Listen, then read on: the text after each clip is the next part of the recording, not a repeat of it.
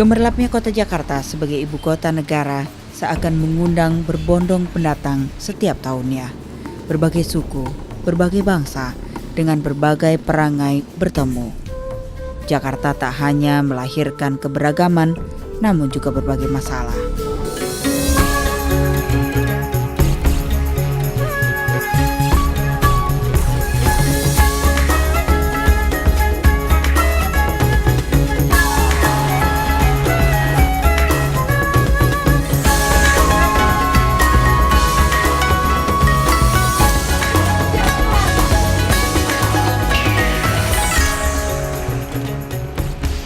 Tahun 2004, Polda Metro Jaya bersama beberapa LSM mengemukakan sedikitnya ada 74 lokasi di Jakarta yang diidentifikasikan memakai obat-obatan terlarang.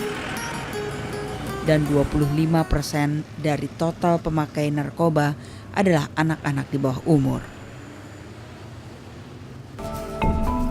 Namun tak sedikit anak-anak pengguna narkoba beralih profesi yang tadinya hanya sebatas pengguna, kemudian berkembang menjadi bandar narkoba, atau bahkan menempatkan diri sebagai pekerja, seperti memasukkan narkoba ke dalam amplop, mengepak, meracik, atau sebatas menjadi kurir.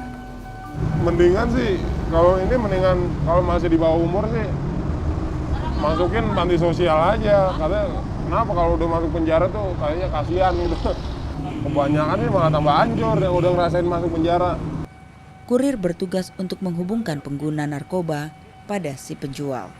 Lahirnya profesi dalam peredaran narkoba semata-mata bukan tanpa alasan. Desakan komunitas menjadi salah satu faktor utama. Kalau banyak kurir kadang-kadang resikonya nggak terlalu bahaya banget. Agak aman sih, dibilang aman nggak, cuma ngurangin aja dari resiko ketangkap apa gitu. Itu lebih untungnya lebih banyak, lebih cepat lakunya gitu. Satu bandar narkoba dapat memiliki 5 hingga 6 anak yang dijadikan kurir. Jika tanpa kurir, para bandar hanya mengantongi Rp100.000. Dengan hadirnya kurir-kurir, seorang bandar dapat meraup keuntungan hingga Rp400.000 dalam sehari. Jadi teman ada yang nyuruh saya gitu ya kan, nih tolong nih beliin, kan karena saya udah biasa beli-beli, yang belum biasa nyuruh saya gitu, suruh sama teman, misalnya nih buat lu segini, nih gue beli ini segini.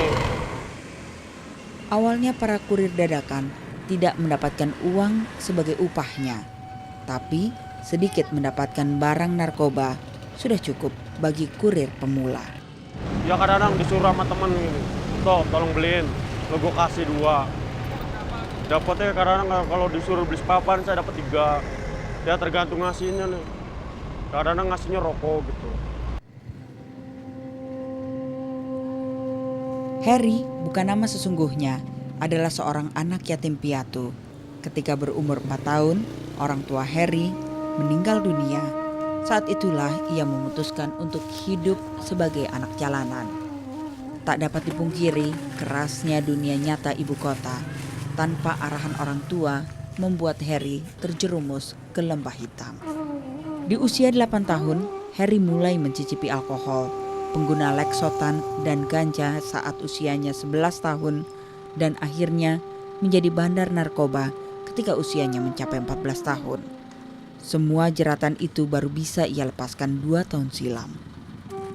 Gue juga udah capek istilahnya jadi BD kan, sejak teman gua mati, karena emang jenis ininya yang dipakai beda, dia etep gitu kan. Kayak cewek gua juga overdosis waktu itu mati. Itu gua sempat gimana, sedih banget sampai gimana, frustasi lah. Gua juga jadi pengen ngikut mati gitu. Kenapa gua kadang berpikir kenapa bukan gua aja yang mati. Adalah Sekam, salah satu dari sejumlah LSM yang bekerja sama dengan ILO membantu Harry keluar dari dunia narkoba. Sejak bertemu Sekam tahun 2004 silam, Harry aktif mengikuti berbagai program yang ada.